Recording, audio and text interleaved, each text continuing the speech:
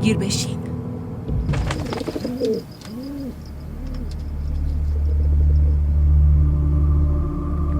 اومدم ببینمت.